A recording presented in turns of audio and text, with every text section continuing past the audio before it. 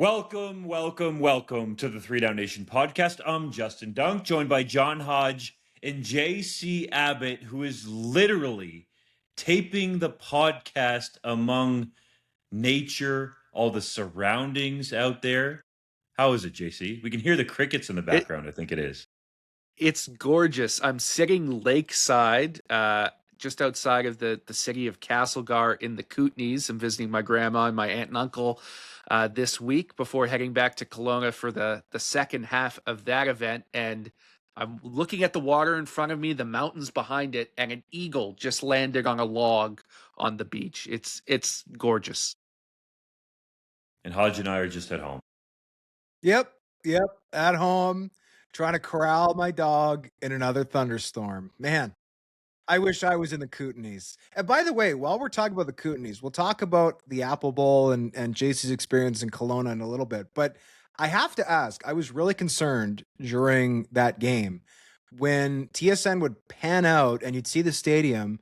Behind it, there were these like massive formations of earth and rock. What the heck are those? Are you referring to mountains? I don't know what those are. I've never seen them before. Are they a thing? Why are they there? I'm a prairie boy. I thought the earth was supposed to be as flat as a pancake in every perceivable direction.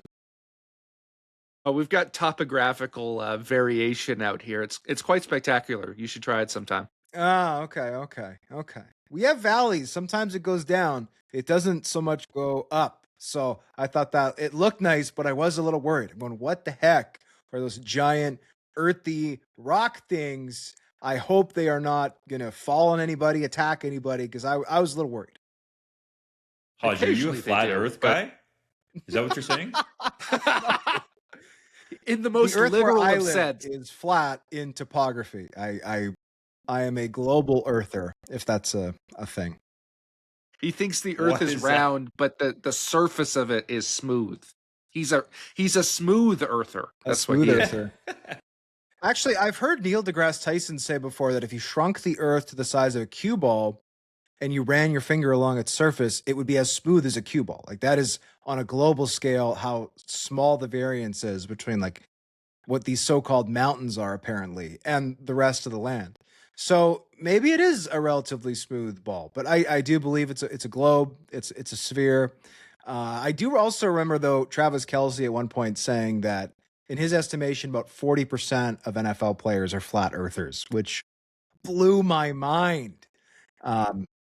So maybe I'm in the 60% of pro football players who are in the global earth category. We need to do a 3DownNation CFL player poll where the top question is, do you believe the earth is round? That would be one hell of an article. It should be a multi-choice question. It should be is it a sphere? Is it a flat disc or other? And then you can fill in whatever the other is. You think it's football shaped? You think it's a pyramid shape? You could fill it in. I would love to know the results. We got to get the CFLPA on this stat. Asking the important questions, fellas? Let's get it going. We're discussing the Ottawa Redblacks trading Dru Brown back to the Winnipeg Blue Bombers. The CFL barring Brendan Sorsby following his NCAA gambling allegations. Calgary's injury update on Reggie Begelton. Corey Mace's curious decision. And the Roughriders posting a slight financial loss. But first, the BC Lions suffered a third straight loss to open the 2026 CFL season, dropping a 41-33 contest to the Calgary Stampeders, a score that flattered the Leos, as BC added 2 touchdowns in the last 3 minutes of the game. The loss came despite a 462-yard passing performance from Nathan Rourke, which also included 3 passing touchdowns. We agreed last week that the Lions should be close to pressing the panic button, and BC has already started making changes, firing special teams coordinator Corey McDermott on Sunday. Should the Lions be pressing the panic button now? I believe they already have, right? The special teams coordinator is always the first guy to fall for a team in crisis, and right now the BC Lions are a team in crisis. They've got arguably the best quarterback in the CFL in Nathan Rourke, who is a star who can put butt in seats. They were the preseason favorites from most in the media to win the Grey Cup, and they have utterly underperformed in basically every phase of the game. And I've seen some people online already criticizing the firing of Corey McDermott because they don't believe that special teams was at fault for these defeats. And I'm sympathetic to that belief. Certainly, I don't think this rests on the shoulders of Corey McDermott, who, let's face it, the special teams coordinator probably has the least amount of power of all the coordinators in terms of determining who his personnel actually is. He's handed the roster that the Lions have, and he's trying to make the best of it. But the reality is, special teams was a major issue for this team throughout the first games of the season. It was an issue dating back to last year, and that loss to the Stamps in Kelowna really put it into focus, because I think you can argue that 27 of those 41 points against are directly as a result of special teams errors. Some of that's very explicit, that Tyreek McAllister returned for a touchdown, but McAllister also took another one across midfield that set up a 57-yard touchdown. They had the forced fumble at the end of the first half on Silas Bolden that really essentially locked up this game for the Stampeders. They gave them extra opportunities with offside penalties on the punt team that allowed Calgary to score their first points of the day. It was atrocious overall from start to finish. I don't know that I've ever seen a special teams unit play that poorly. And then you go back the last couple of weeks. Well, in both of their previous two games, there was a moment in which a returner should have allowed a ball to bounce through the back of the end zone, harmlessly giving them field position. Both times they received that football. In one situation, it was a single point that ultimately was costly at the end of the game in a tough fought game against Saskatchewan. And the other, it pinned the Lions deep and put them in a bad situation that ultimately contributed to the loss as well. And against Hamilton, well, Carl Meyer, the punter for the BC Lions, had to make 3 special teams tackles in that game because they could not stop anybody. This was a bad unit. I'm not sure that's all McDermott's fault, but somebody had to be held responsible, and the Lions are sending a message here with this decision. You know, I don't make references too often, but I think of Mr. Mackey, I believe it is, from South Park saying, drugs are bad. The BC Lions are bad. They're a bad football team, okay? A bad football team.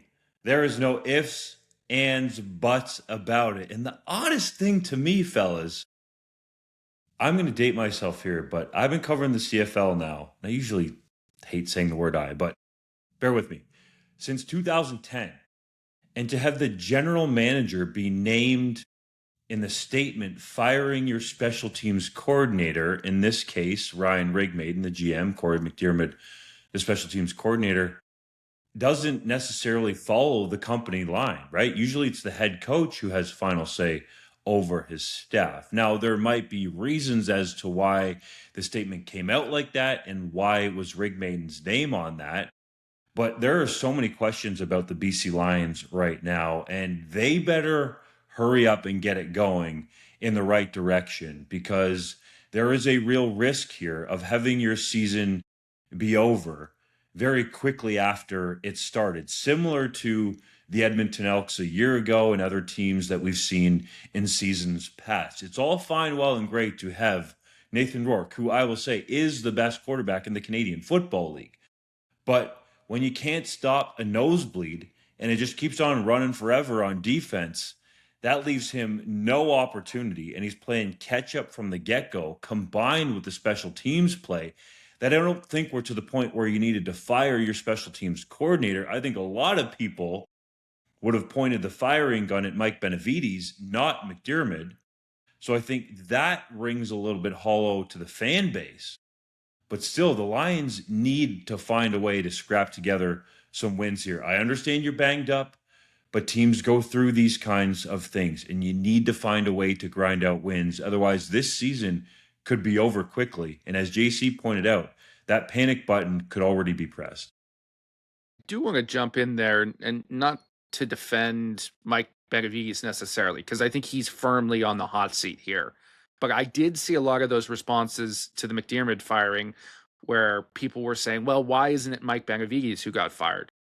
I don't think you can argue in any way that that performance against Calgary wasn't actually an improved defensive performance. Now, maybe that speaks more to how bad it was in the first two games, because those were absolutely atrocious, but they held the Stamps to under 300 total yards, right? The pressure, which hadn't been there for the first two games, was present. They had 12 total pressures coming into the game. They exited with 25, so they more than doubled their previous pressure total. That is a positive sign. I thought they looked better on the defensive side of the ball with a couple of key mistakes. The big deep shot that Tyson Russell jumped like it was an overthrow, but it was actually behind him, comes to mind, that ended up in a 56-yard touchdown. But that was the only explosive play that they allowed. They still have to get better. It wasn't a great defensive performance, but they showed growth in that area where the special teams got worse. So I do think that Benavides earned himself a little bit of grace with how the defense seemed to respond to some of the changes that were made over the course of that week. To me, this area of the Lions that actually was not bad at all the first couple games of the year that I have some concern about now. Not that I'm not concerned about the special teams and the defense, I am, but you both have addressed that, so I won't reiterate it. But the offensive line, I thought, really struggled against the Calgary Stampeders. And part of that is the Stampeders' defensive line being sensational. Clarence Hicks had a great game. And I think part of the reason for that is you've got Jaylon Hutchings and now Folarin Ermolade back. When those three are out there, I mean, Miles Brown is really good. Charles Wiley's good. Like Sean Peterson Jr. is good. Like, they've got lots of good players, but those top three, I think, are better than any top three on any other defense in the Canadian Football League. That front for the Stampeders is going to be a problem for a lot of teams. So part of it, you got to give your flowers to Cowtown. The other thing, though, is like, this is a team that ran the ball super effectively in 2025, whether it was James Butler, Xander Horvath. Obviously, Nathan Rourke himself is a threat to run. And I love that they did the quarterback throwback. And by the way, when the quarterback throws the ball 5 yards behind him, and then that player throws a pass, that's not a double pass. That is a lateral followed by a forward pass. You're not allowed to double pass in the CFL. That is a throwback or a lateral, then a pass. Everyone's calling it a double pass. It's not a double pass, but I digress. The offensive line was not good enough. And that to me is a big concern. The first couple games of the year chalked up a lot of the poor rushing game from the BC Lions to simply, when your defense not getting any stops, you have no choice but to throw the ball all over the field. You have to abandon the run. This was the first game in Kelowna where the Lions had lots of opportunities to run the ball in this game. They could not do it against Calgary's front, and the pass protection was also not there. And I'm sorry, but if you're throwing the ball 30, 40, 50 times a game and the protection's not there, it is only a matter of time before Nathan Rourke gets hurt. And right now, Nathan Rourke staying healthy is the only possible path, in my opinion, for the BC Lions to make the playoffs. Like, I'm ready to write this team off as a Grey Cup contender, but I'm not willing to write them off right now as a playoff team. I think they could make the playoffs, and hey, once you're in the playoffs, anybody can get hot. But right now, this team has a lot of problems. And I think the thought after, a sloppy week 1 performance, a pretty sloppy game 2 performance was like, well, if the defense figures this out, this will be a dangerous team. And the more we've seen this team, the more problems there seem to be, right? And I picked the Lions to win the Grey Cup. So I'm as surprised as anybody.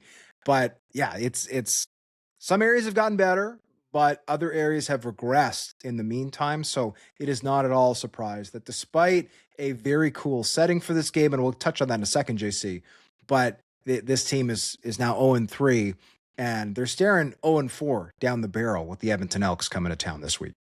You bring up some great points there, Hodge. And my question is where does this stop, right? Corey McDermott is clearly the first domino. He is the first fall guy. And maybe the team responds and rallies around this message and is able to figure it out on special teams and on defense. But who's next if they don't, right? Is it Mike Benavides? Is it Buck Pierce? How much should he be worried about at this stage? I know we're very early in just his second season as the head coach, and that seems dramatic to say, but Amar Doman has put a lot of money into this team. And we saw that this week with the fantastic venue that he erected in Kelowna. What a wonderful atmosphere that he put on at the Apple Bowl. His commitment to this franchise when, another organization in the Toronto Argonauts who was also in a similar situation chose not to do anything similar to that.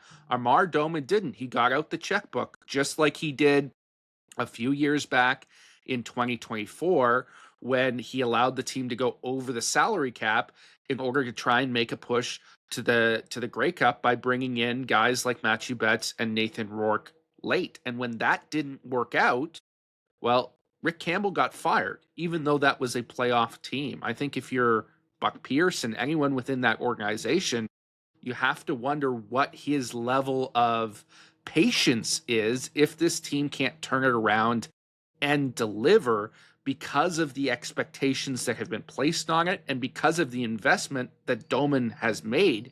Frankly, he deserves a winner, and right now he doesn't have one. I think we should touch on the Stampeders for a bit here before we jump to the next segment, because that's the Calgary team I envision potentially being underrated leading into the 2026 CFL season, especially with Jaylon Hutchings and Flo Ormolade on the field. That fearsome pass rush, that defensive line essentially changes the complexion of this entire football team. You think about it, usually they want to be really balanced on offense. Well, Dedrick Mills only had 14 carries for 58 yards. Vernon Adams Jr. was efficient, but didn't blow the barn doors off. 3 touchdown passes to no interceptions was very nice. But I think that said a lot about what the Stampeders could be, I stress could be, moving forward in the rest of the season if that defensive line can stay healthy. And that's been a major if with some of the bumps and the bruises and what Flo Ormolade went through just to even get back on the field after his season-ending injury a year ago. So yes, the Lions are not very good, but Calgary was also close to a couple of teams that we think are probably at least good in Saskatchewan and Winnipeg in their first 2 games. JC, you were in Kelowna for this experience. We talked a lot about on the field, but how did you experience this? And it seemed like you really enjoyed this event off. Yeah, I thought it was a wonderful event in Kelowna. The fans showed out. There was just over 19,000 in the Apple Bowl. For the uninitiated, that venue typically holds just over 2,000 people. So they really built it all out with these temporary stands and all sorts of standing room areas for premium tickets to allow that many people to get in the building. And it was a party. It really was. I thought they learned a lot of lessons from Touchdown Pacific in Victoria a few years ago when there was some limitations in terms of space and the fan experience wasn't totally maximized. Yes, there's always going to be challenges with the temporary venues. The bathrooms weren't the greatest. There was some awfully full porta potties. I think they ran out of beer at one point, but there was much more options in terms of hydration and food. I thought it was an overwhelmingly positive experience, and the amount of people who showed up, not just Lions fans, but Stampeders fans from across the CFL, I thought made it a really special event. I've now been to Touchdown Pacific. I've been to Touchdown Atlantic out in Halifax. I think you could put this event right up there with some of the best Touchdown Atlantics. It was that good, and I'm excited to go back again next Saturday. The stadium looked really good on television. It seemed like it was nice weather in Kelowna. And I just couldn't help but think that the CFL should just hold Keith Pelly's eyeballs open and make him watch that entire game and be like, see, this is what could be possible. Or perhaps it's somebody else higher up on the chain at MLSE, because That was such a great showcase for the league in a city in our country that is so beautiful and picturesque. And I think it makes me want to give the CFL some credit for this, but it's mostly on the BC Lions. That said, there's still the CFL operations staff for game day that has to help and get everything going for an undertaking like this. So I think the BC Lions and the Canadian Football League deserve their flowers for what they did here. Not only the first one, but also the second one that JC will be back for, when the BC Lions were pushed out of BC Place because of the FIFA World Cup taking over their home stadium. This is such a great showcase, and JC alluded to it. Hodge and I have been to Touchdown Atlantic. I did not go to Touchdown Pacific, but JC spoke to it, and now Touchdown Kelowna. It looked so good. You know, the Riders had a game in Saskatoon. I thought that looked really great, even though there was some logistical issues there sort of behind the scenes, but that looked sharp. I think it shows that when the teams in this league and the head office are all pulling the same direction, man, can they really get some cool stuff done? Because that looked absolutely spectacular. So much so that there were some people online talking about there needs to be a CFL team in Kelowna. Well, newsflash, that ain't happening, okay? Let's just enjoy I saw it for what people it being was. like, it's going to be the Kelowna Killers. They're going to be the Okanagan Outlaws. They could play starting 2029. And it's like, oh my God, like, can we just let this be? And yes, well executed, super cool event. I'm not taking anything away from that, but that's what it was. This was a super cool, well executed, one-off thing, putting an expansion team there. Like, the fact that people showed up for one game, one time, when there's no permanent stadium and no local ownership, does not mean that it's an expansion team. So let's live in the gray a little bit. We don't have to live in a white and black world. We can just live in some gray. This is a great, cool event. But no, the Okanagan Outlaws are not winning the 2029 Grey Cup. Just saying. I do want to touch on that because I think that is a ridiculous sentiment that's been floated out there. Just look at the populations, right? Like, Kelowna is a growing city. Don't get me wrong. It's a burgeoning community, but it's basically half the size of the smallest market in the CFL. Like, you can bring in people from neighboring cities, but it's a haul and it's not very easy to access. Like, this is not a good sound plan for an expansion team. It's great for a one-off event, and I'm glad the Lions have come out here. I think the Lions have placed an emphasis on reaching different parts of the community, and that's going to continue.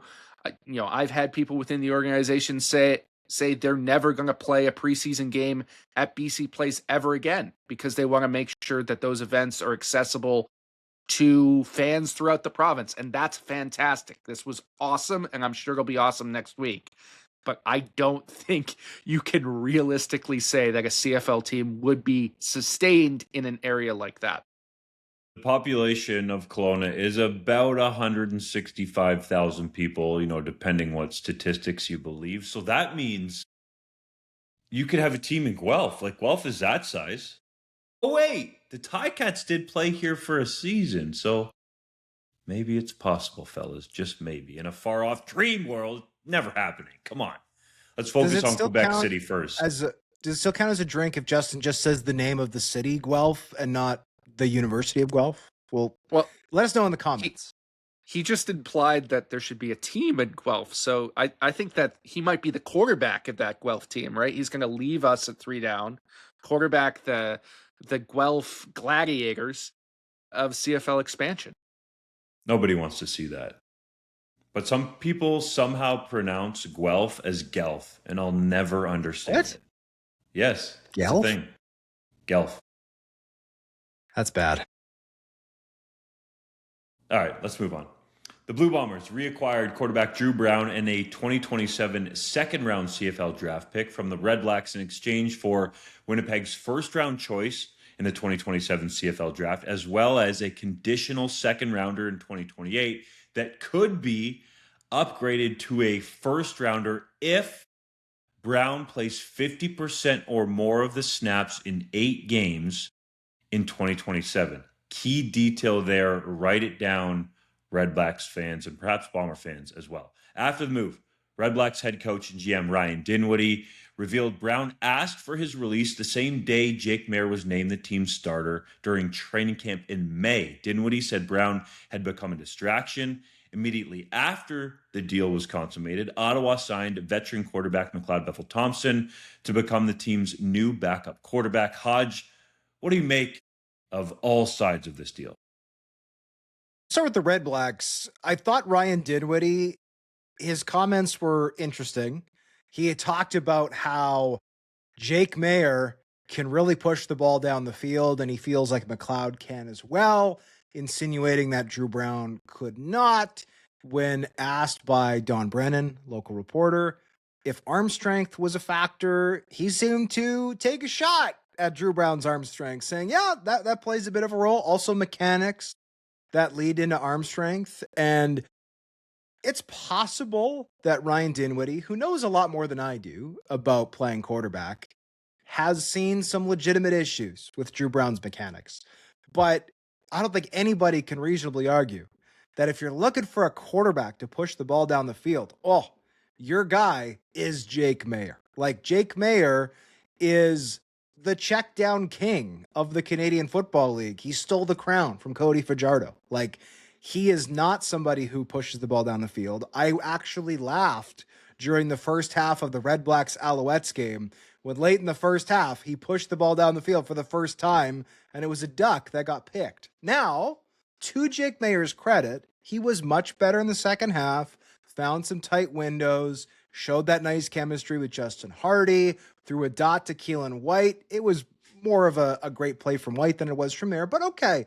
The second half of that game, we started to see a little bit of what Ryan Dinwiddie sees in Jake Maier. Do I still think Dru Brown is the better quarterback? Yes. But we did see some elevation of his game from Maier, and I don't want to downplay that. He did a very nice job in the second half of that game against a very tough Alouettes defense.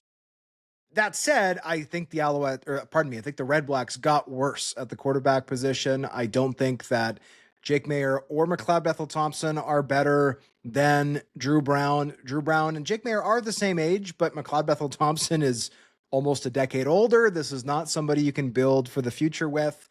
Now, I do like some of the young quarterbacks that are in Ottawa's organization. There might be a future franchise guy there, but I question some of the messaging that's come from Dinwiddie, and I question this move.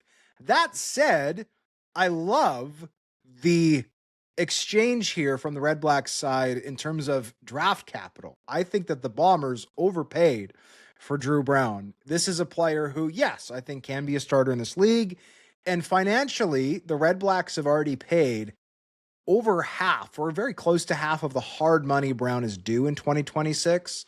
So from a cap perspective, you could argue that maybe some of the draft capital the Bombers gave up to procure Brown is in the form of financial compensation. Essentially, Redblacks saying, hey, we're going to give you Dru Brown for almost the entire 2026 season, and we'll cover half of his salary, half of his money.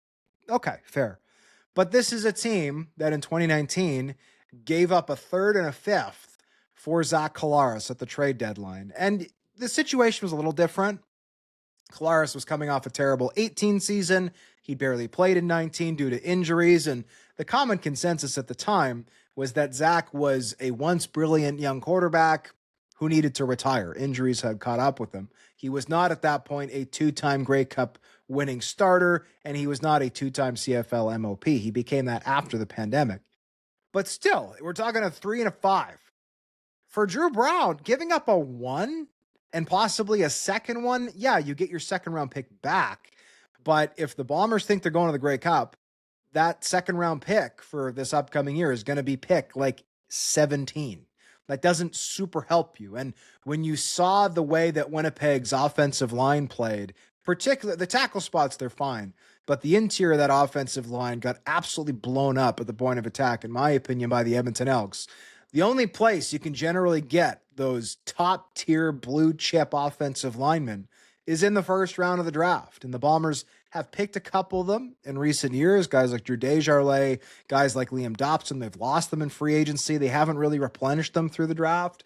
That, to me, is one of the biggest reasons why they lost that game against Edmonton this past week. And They've essentially now said, yeah, you know what?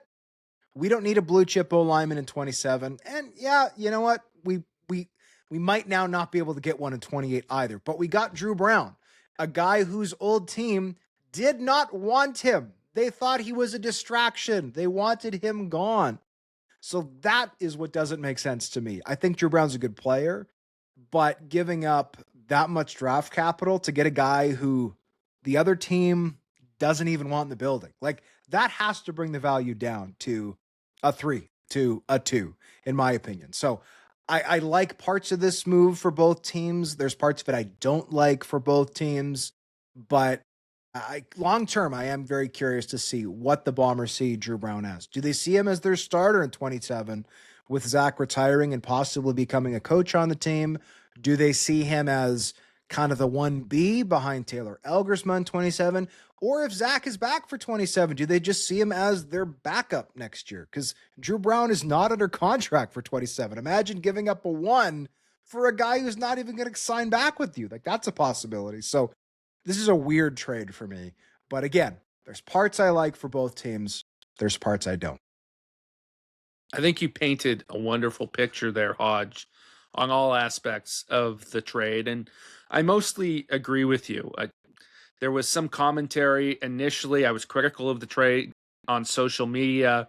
People highlighted the comments that Dinwiddie made after the fact and said, see, it's not that bad of a trade to get rid of Dru Brown at this stage because he wanted out and he was becoming a distraction. I think that is an even greater condemnation of how the Ottawa Redblacks have handled this situation, because we talked about on the podcast that when you make a quarterback switch from an incumbent to a newcomer in the preseason before the incumbent has even had a chance to throw a pass in your offense in a game situation, you are burning a bridge. And the Ottawa Redblacks did that, and I think they did that to go to a worse quarterback. With all due respect to Jake Maier, who was better in the second half this week, I still think he is number 9 of 9 starting quarterbacks in the CFL, and I don't think it's particularly close between him and number 8. I don't think he pushes the ball down the field. I think Dru Brown would make this a much more exciting, explosive offense and would ultimately give the Ottawa Redblacks more wins. Clearly, Ryan Dinwiddie feels differently. He's moved on. And because he placed himself in that situation, he created a dynamic that needed to get Dru Brown out of there. That's not good for this football team, because McLeod Bethel Thompson, as much as he's accomplished in his career, showed us last year that he is not at that level anymore. I think if there is an injury to Jake Maier or he continues to play this poorly and they've got to go to MBT, it's going to be disastrous for Ottawa. Now, on the flip side, the Bombers got fleeced for all the dynamics that you talked about, Hodge. I thought this was far too much to give up for Dru Brown at this stage, particularly understanding that Ottawa wanted to do anything to get rid of him, and the fact that he's not under contract beyond this year. But the other element that I'm sure Dunk wants to talk about is, what does this mean for Taylor Elgersma, right? And I don't necessarily think that this is a bad move with Taylor. If he's your long-term heir apparent, I think you don't want to be in a situation where you have to thrust him in before he's ready this year. I don't necessarily think you want to be in a situation in 2027 where you're just handing him a job without any competition. You want something competent in the building, somebody he can compete with, somebody he can lean on. This, to me, does not dismiss Taylor as the future starting quarterback of the Winnipeg Blue Bombers. However, I think it does push the timeline there a little bit, and I'll be intrigued to see how he responds as a guy who very much wants to play as soon as possible to this move. There are so many angles here in JC to push back on you a little bit. I think you have to realize from the Red Black standpoint that if Dru Brown and Ryan Dinwiddie weren't on the same page, and if Brown didn't want to be there, you can't have that guy in the building, right? You've played on football teams before. You've coached football teams before. Do you think that's going to be? I agree with that. The benefit of the team. He created that situation.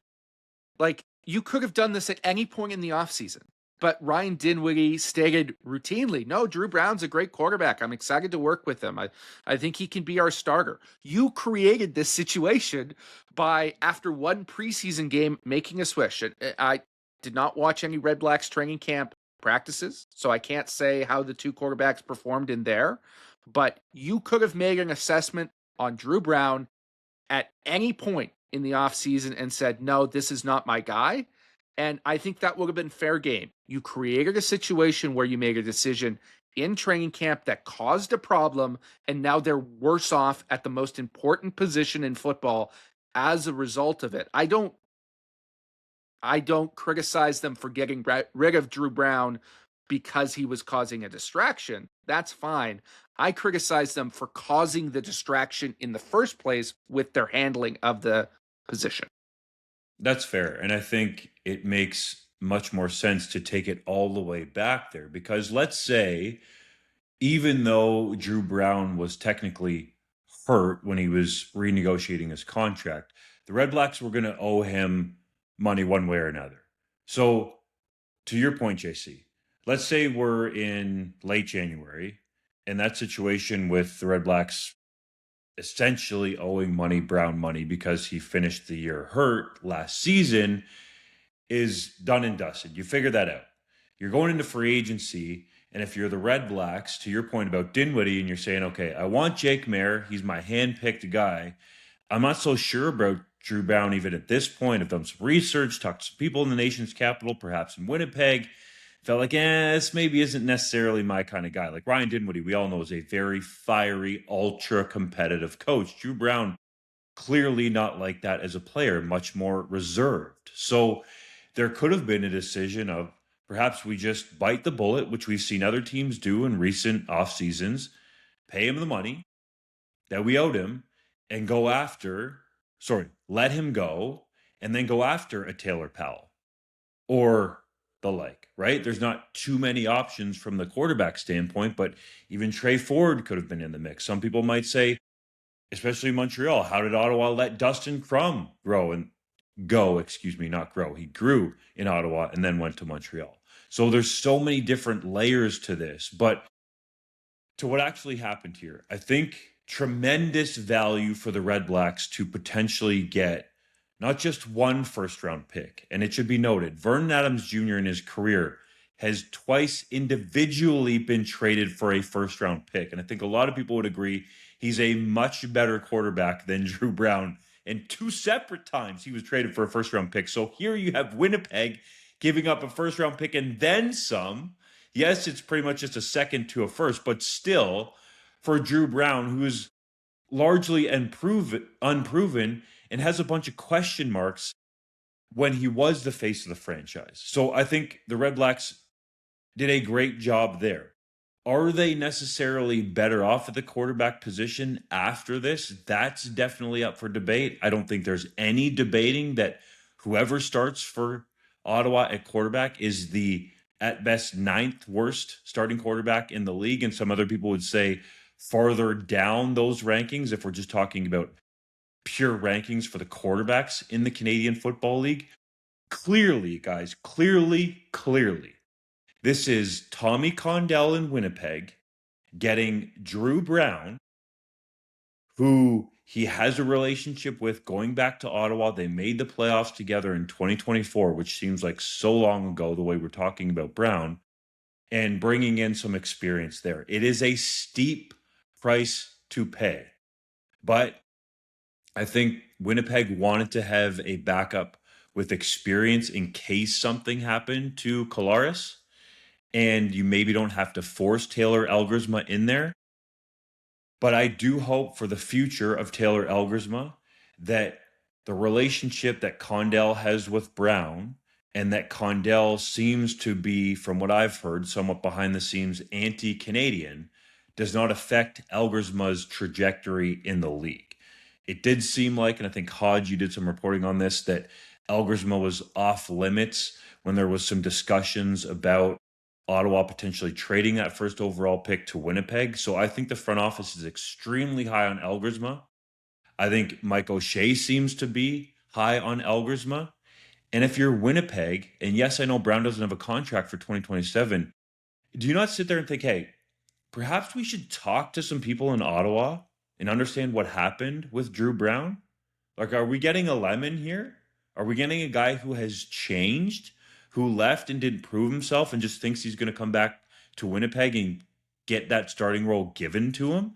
Because a lot of us know by now how much of a competitor Taylor Elgersma is. So there are so many dynamics at play, but for the betterment of the league as a whole, and people might laugh at this because I'm obviously a Canadian quarterback backer, I just hope that there is no bias against Elgersma in the future here with regard to Condell, because I don't think he was too high on Elgersma when he was coming out in the CFL draft, and then lo and behold, he gets the offer from the Green Bay Packers and goes to training camp there, and that seemed to change a lot of people's tunes about him. So I think that this is such an intriguing deal. The value the Redblacks got was unbelievable when you consider Brown asked for his release and seemed like he was almost on the verge of just leaving the team. That means the Redblacks would have gotten nothing. The fact that Winnipeg didn't find out about that in such a small league is intriguing to me, and then decided to give up a first-round pick. So all these layers to this make this move one that we're going to watch for years to come. Well, I don't know that the Bombers didn't know about it, right? We don't know that unless you're reporting that. What part? That the Bombers didn't know about requesting the release and maybe know some of the internal politics going on in Ottawa. I would think it's hard to know what's going on in their building, and Ottawa's not going to give up any secrets. So I would say I would speculate that it would be hard for Winnipeg to know, for example, that Dru Brown, for all intents and purposes, shut himself down at the end of last season. And then his teammates see him pictured or posting pictures of himself golfing. Like, what message does that send your team about leadership? So, sorry, Hodge, I should clarify myself on this comments. If I could speak today, for heaven's sakes, thank you for bringing it up. Fair. And I do think this is kind of like when you fire the coach 3 games into the year. And it's like, if it was on the table to fire the head coach 3 games into the year, why did you not do this 6 months ago and pick a better head coach or someone who you actually would believe in? So the timing is a little weird. For the record, I compared, and this is pre-week 4, so Mayor's numbers against the Alouettes do not count towards this, but I went back and looked at the career passer efficiency rating, winning percentage, yes, JC, winning percentage, and yards per attempt between Brown and Mayer. The efficiency rating is 10 points higher for Dru Brown, 102.7 to 92.7. The winning percentage was close to 7% better for Brown. It's 4.62 for Brown, 3.96 for Mayer.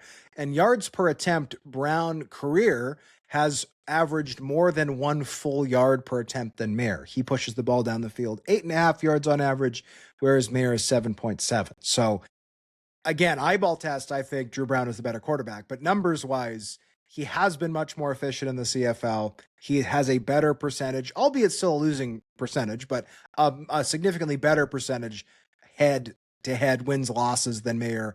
And he also throws the ball deeper than Mayer. So I think it's good that Winnipeg's getting all that. And by the way, I think we should bring it back to this offseason. We ranked the 9 quarterback rooms in the Canadian Football League. I think we did that in March. It got a really strong response. And the reason we had Winnipeg last is they basically had Zach Collaros, and then Terry Wilson was kind of supposed to be the backup, and then they had a bunch of projects. And that was before Taylor Elgersma signed. Well, if we were to rank the 9 quarterback rooms right now, Zach Collaros has had a solid year so far, 5 touchdowns, 2 picks through 3 games. I think we'd all consider Dru Brown to be the or very close to the best backup. And then Taylor Elgersma would be close to the best kind of long-term project as a potential franchise guy. So the Bombers have, to their credit, in just a few months, gone from 9th to, I don't know if I'd put them at 1, but I'd put them quite high on the list.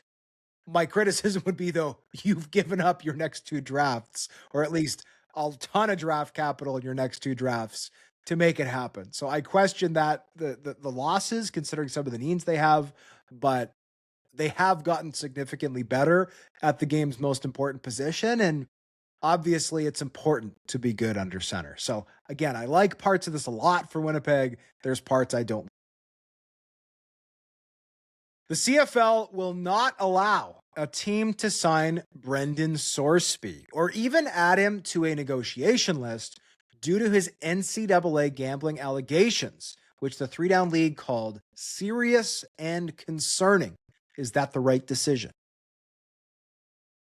I believe it is the right decision. Now, for the uninitiated, Brendan Sorsby is a college quarterback, although he is not currently affiliated with any universities any longer. He was with the Indiana Hoosiers, Cincinnati Bearcats, and then most recently was going to play for Texas Tech, although he never actually saw the field for them because these gambling allegations came to light, which are rather serious. This is not a situation similar to what we saw in the CFL with Sean Lemon, where there was a couple of games that were gambled on and just one instance in which there was betting on his own team. Sorsby is alleged to have bet on his own team at Indiana at least 40 times, and that's not getting into all the other allegations in terms of the other gambling that he was getting up to. And you just can't have that associated with a professional football league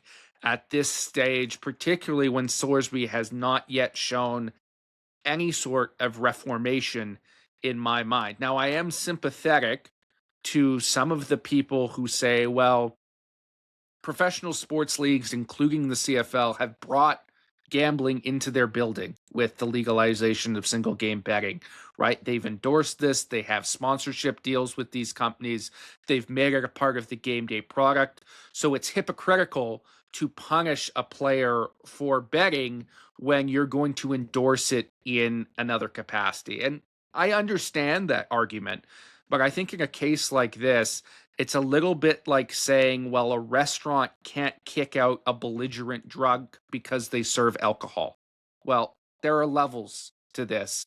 And Brendan Sorsby has clearly crossed a line. He needs to show that he has changed before anybody is going to touch him. And the CFL is in line with all the other leagues on that capacity. You look at the comparison to really the only case that's happened in the Canadian Football League, and it's Sean Lemon, and it was one bet. We're not talking multiple bets. We're not talking as high as JC said, as has been alleged, 40 or potentially more bets.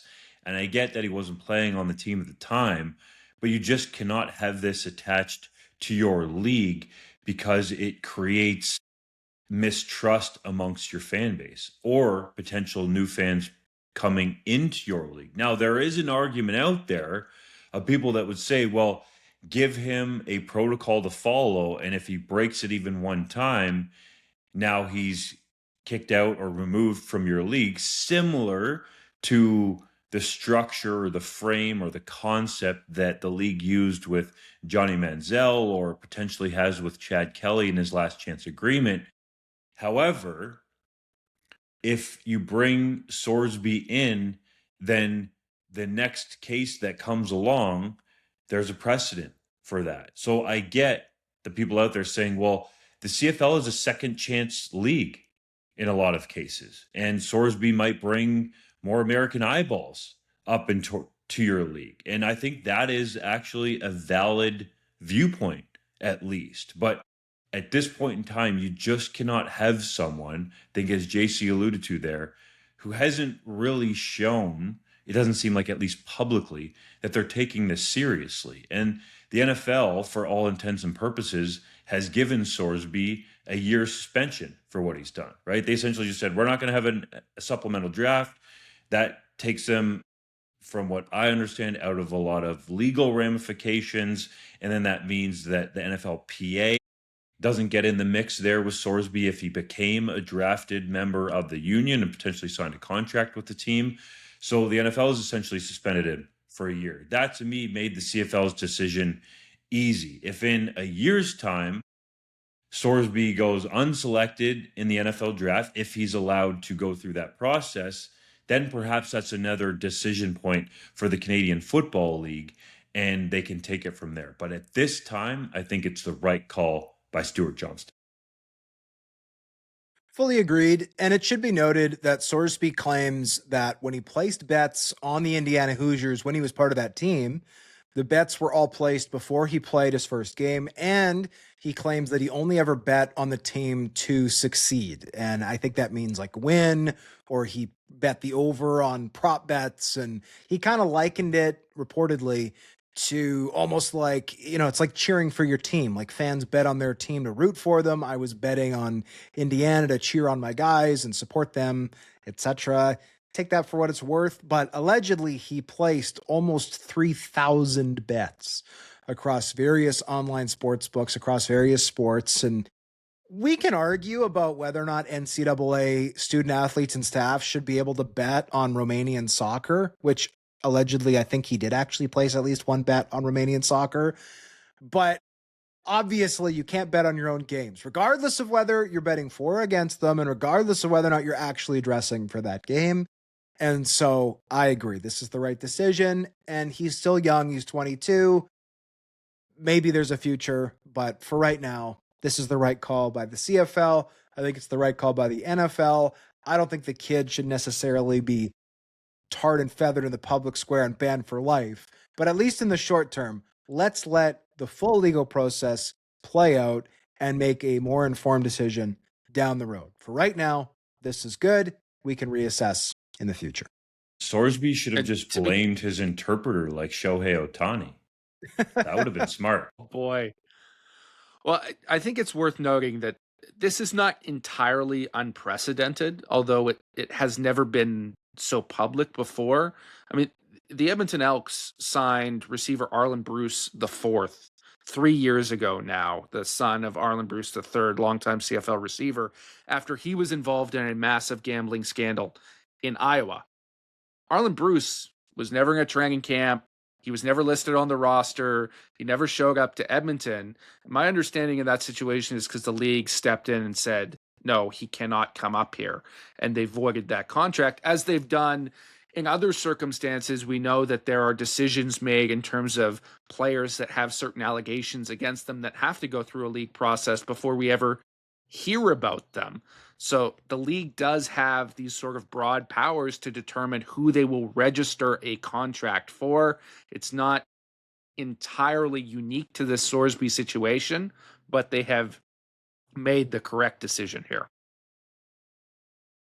Head coach Corey Mace defended his decision to use star Canadian receiver Samuel Emilus as the Roughriders punt returner when James Letcher Jr. went down with an injury this week. Emilus suffered his own injury on his second return and didn't re-enter the game. There's been no formal update on his status to this point. Did Mace make a mistake by having Emilus take over for Letcher? I think this ultimately comes down to your opinion. And Corey Mace has a Grey Cup ring on his finger as a head coach and other ones as an assistant coach and as a player. So he knows much more about football than all of us. And I thought that in his post-game press conference, his comparison to a starting linebacker, let's say Jameer Thurman, for example, playing special teams. Thurman was on the field for that Janarian Grant punt return touchdown. Got his ankles broken, by the way, but Grant is absolutely nasty in the open field, so I'm sure that's happened to a bunch of people. It actually rang true to me, but I think there's a difference here with Samuel Emilus or players of that stature. He's the highest paid non-quarterback on your football team, and he is an elite level receiver. I think we would all agree, the Canadian designation off Samuel Emilus. He is that good. I've heard such great things about him from opposing players around the league that tells me that, okay, this guy is legit and is difficult to try and cover between those white lines, that I think you have to err on the side here of going to the option that they used next. I get that it was Daniel Weeb's first ever CFL regular season game. He had seen some action in the preseason, And I said this on the 620 CKRM Rider Broadcast Network post-game show that I felt like perhaps Mace didn't want to throw Weeb out there for his first CFL regular season action, which is definitely a few notches above the preseason, if not more, and it be in a return situation. Because those guys are flying downfield. But Wes Cates, my colleague on the show, said, well, yeah, but in the CFL, you got no yards. You can let that ball bounce around.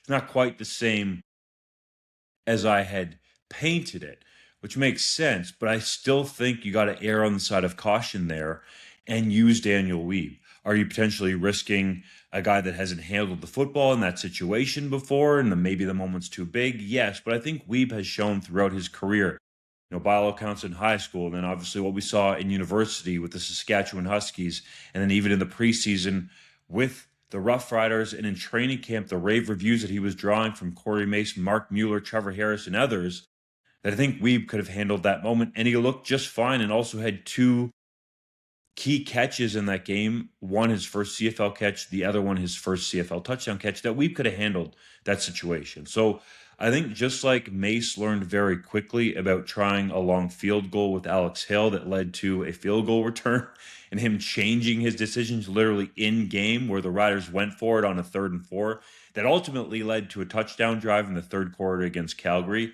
that this decision I think is one that they will dissect and have a different outcome on in the future. I thought Corey's argument about using a starting linebacker on special teams was poignant. It was well thought. I also think he's totally wrong. No, like you do not play your star returner or your star receiver at returner, period. Like if it's the Grey Cup and you've got, the greatest returner in history who's, you got a prime Brandon Banks, let's say, a guy who's an all CFL receiver, but also a dangerous returner. Yeah. Okay. Under that circumstance, you can put him in, you can have him return, but you're not putting him back there for a random regular season game. That to me was foolish. I thought it was almost creepy the way that in our 3-down chat, as soon as Emilus went in, Joel Gasson, our local Regina reporter who does a great job with his good, the bad, and the dumb, but whoa, they're putting Emilus back there. I hope he doesn't get hurt. And then literally the second return, he got dinged. Now, I've done a little digging on this. I've been led to believe that the injury to Emilus is not serious. Should be noted, there's no official update yet. But if Jameer Thurman's running down on specials, he's basically got a one-on-one matchup, and he's 230 pounds. And yeah, nothing in football is risk-free, get caught up in the wash, whatever. But that's a far cry from, hey, you weigh 200 pounds soaking wet, and 11 people are going to try to kill you on this play. That is what it is to be a returner. These guys never play 18 games a year because they just take too much abuse, and they're much smaller, generally speaking, than the defenders trying to chase them down. So to me, I thought this was a poor decision. I thought Daniel Weeb did a great job, and if you have 7 receivers dressed, I mean, we're counting Letcher as a receiver. He never really plays receiver. But to me, your second returner should be your other backup receiver.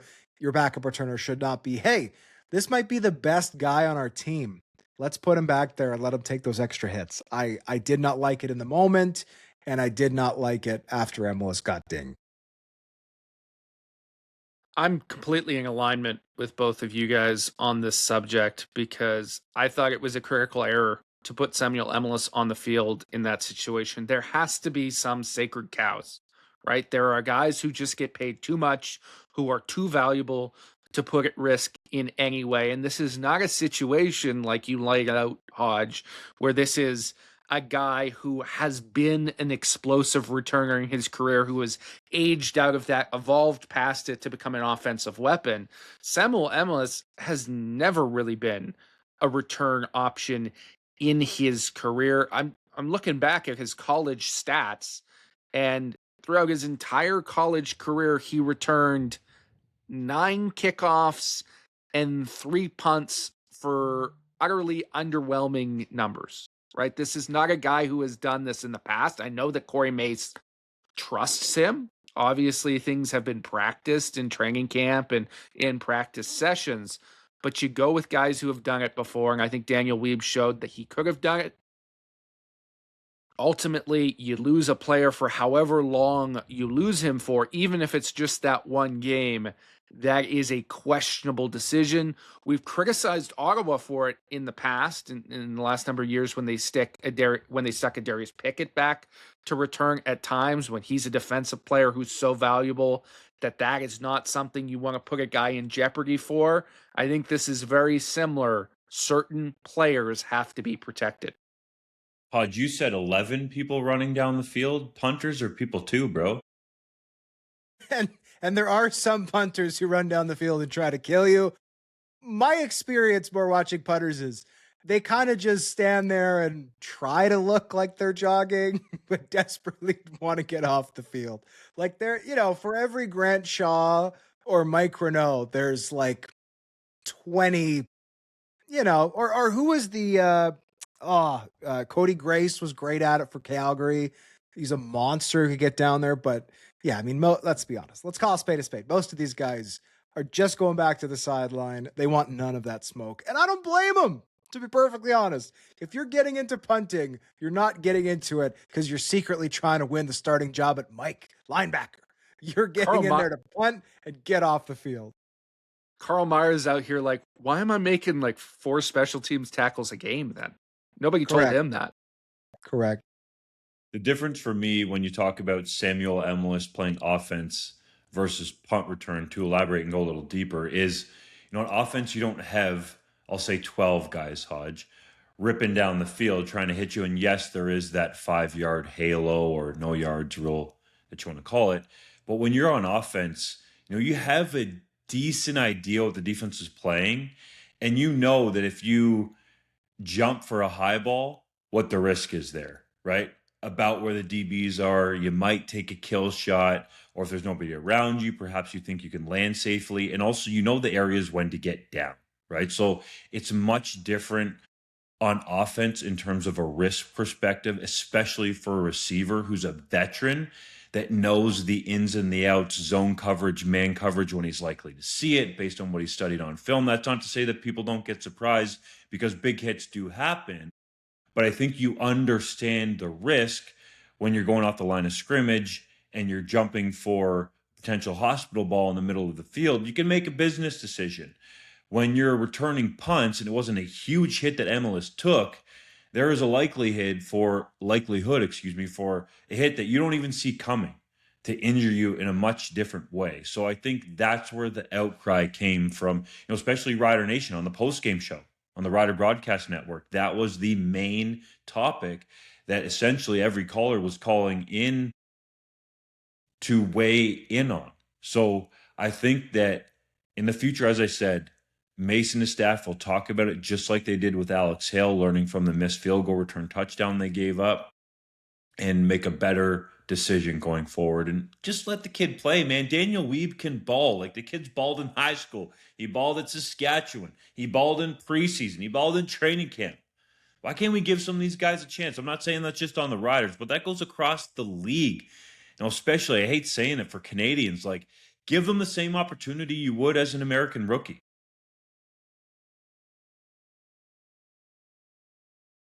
It's now time for JC's random neg lister, and this one is by request, guys. Our own Saskatchewan contributor Joel Gasson asked me, who do the Riders have as American receivers on their neg list? So I've pulled one up for you, Joel. I know you're listening. How about Cornell Powell out of Clemson? It would only be fitting for the defending Grey Cup champions to add a 5-time champion to the mix at receiver. This guy won 2 national championships with Clemson in college. He was on the practice roster for 2 Super Bowl championships with the Kansas City Chiefs, and he won the 2025 UFL championship with the DC Defenders as well. So he's got 5 rings. He's looking for that Grey Cup ring still. He's a guy who has a big body, 6 foot, 217, did not really have any production until his final collegiate season, even though he was a very highly rated 4-star recruit, but has blossomed in the UFL. 2 productive years, led the league in touchdown catches. in 2025, can be a red zone target, and he's great off the field as well. He was named the UFL's Sportsman of the Year, still currently under contract with the DC Defenders right now, but I believe those UFL guys, if they wish to sign with CFL teams, are going to be eligible to do so in a few weeks. So the Riders are certainly looking at a guy like Powell as a potential late season addition with those practice roster expansions. Now time for Hodge's heritage moment. On this day in 2013, Saskatchewan Roughriders defensive back Diamond Fury intercepted Edmonton quarterback Michael Riley. The 5'10", 210-pound defensive back returned the interception for 37 yards until he was hit by offensive lineman Matt O'Donnell. The 6'11", that's not a misspeak, 6'11", 340-pound blocker blasted Fury out of bounds, where he remained motionless momentarily, then left the field under his own power. This is one of the most viewed plays in CFL history. It has been watched on YouTube 16 million times. That is insane, and I'm happy to report I've since asked someone close to Fury if he was hurt on this play. He says he was fine, but for the first few seconds after the hit, you'd swear he was dead. This is a devastating hit. Thankfully, I've never been hit by someone who is 6'11" and 340 pounds, so I don't know what it feels like. I must say, I've been all over the world. I've done football stuff in various different continents, in South America and Africa. I've been to Europe and talked to people who play and manage football over there. And very few of them truly understand the CFL or watch it. But every single one of them has seen this hit. This is one of the most remarkable plays in CFL history in terms of its outreach, because of the difference in size between these two individuals. It will never be forgotten. Let's go to the 3-minute Jill. Justin Rankin is the first CFL player to start the season with 3 straight 100-yard rushing games since Corey Sheets in 2013. Can he keep up his torrid pace? I think he can. The man is on a mission for 1,000, and he could get there. I'll also say this. Post-game in Winnipeg, Reddick Cramdy, veteran defensive back, told me that outside of the quarterbacks in this league, he said it was a quarterback-driven league, but he said outside of the quarterbacks, Justin Rankin is the best player in the CFL. Jason Moss told the media in Montreal that he believes the Alouettes should have been given possession after Rankin's Week 3 fumble, which would have resulted in an overtime win for his team. Do you think he's right? I honestly don't know. I think it's basically impossible to tell who touched that ball last in the mad scramble because the view is so obstructed. I know Moss thinks the tape is definitive. I disagree. I think the call on the field had to stand, and that's why the Edmonton Elks were able to eke out a victory. Canadian quarterback Cal Wither has retransferred, moving from Maryland to Kentucky. What led to that decision? 3 letters for you. SEC. This is a major storyline, a U Sports quarterback going to a Southeastern Conference school. Keep an eye out for Cal Wither with the Wildcats. The Hamilton Tiger Cats signed Canadian linebacker Ryan Baker, who was a former quarterback, to a contract extension through 2027. Was that a smart move? It really is. I've really liked what I've seen on tape from Baker. He is a legitimate starter in the CFL at middle linebacker, in my opinion. Veteran DB Robert Priester announced that he's out for the season with a torn Achilles. Is that a big loss for the Toronto Argonauts? It certainly sucks to lose a respected veteran like Robert Priester and what he brings on the back end. But I think this is one of those spots where you can find a replacement. The Argos have some young up-and-comers in that secondary. James Caesar has been great. I think they can insert a few others. And let's not forget, Derek Sluka, who looked pretty good at safety last year, but has since fallen out of favor a little bit in Toronto, is still on that roster. So they have some options to replace Robert Priester. The Saskatchewan Roughriders wore their one-time only Prairie Blizzard alternate uniforms this past week. Were those hot or not? I'd say medium. I thought they were going to be a little better from the tease picture, but these white uniforms and the all white look seems to be all the rage with the kids. So for all the older people there yelling at the clouds that they can't see the numbers, the CFL needs the younger generation to get into the product or there won't be a league anymore. So that's who these white jerseys are aimed at. Just take a breath, look at the sun, perhaps some mountains like JC, and enjoy your day, okay? The Ottawa Redblacks released starting American offensive lineman Martez Ivey last week. Was that the right call? I think it was. Zach Pelios, to me, is a better option. He's Canadian. And Ryan Dinwiddie also indicated that the team is really high on the 2 American tackles they have on their practice roster. Dave Dickinson told 770 CHQR last week that Reggie Begelton is not close to returning, stating the injury is more serious than the team thought. What do you make of the situation? I think it's very concerning for a guy like Begelton, who is later in his career. We've seen productive receivers like Malik Henry and Sean Bain Jr. have their careers come to an end in Calgary in recent years because of injuries. Now, Begelton's on a different level than those guys in terms of everything he's accomplished in the CFL. I hope he comes back full speed from this broken leg, but it's certainly concerning that he seems to be suffering a setback and that it's more serious than the team originally thought. That's never a good side for a guy on the wrong side of 30. Dunk, you reported the financial details on Jaylon Hutchings' contract extension with the Calgary Stampeders. Is he overpaid, underpaid, or properly paid?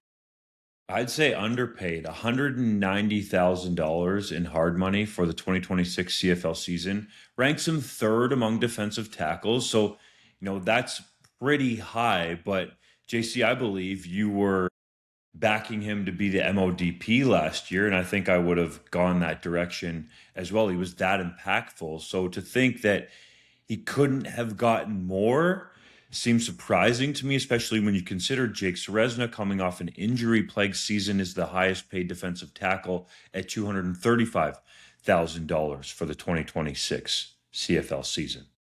The Saskatchewan Roughriders reported a small financial loss in 2025. Does that mean the sky is falling in Ryderville? No.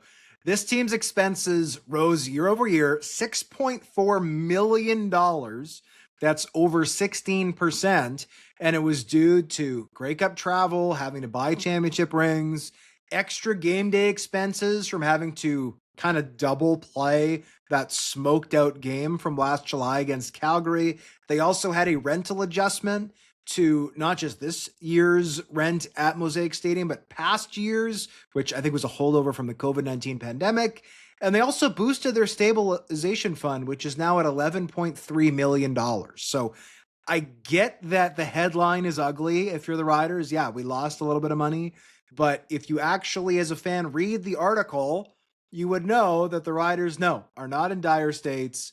They had an over $2 million operating profit despite a bunch of special expenses and despite boosting their stabilization fund. So the Riders are doing just fine, folks. For Justin Dunk and JC Abbott, I'm John Hodge. We thank you as always for listening to the 3DownNation podcast. Please subscribe to our newsletter. It's free to sign up. You can cancel anytime. No reason not to do it. I've got my dog on my lap because she's worried about the thunderstorm, which is hopefully passing by Winnipeg soon. We'll see you next episode.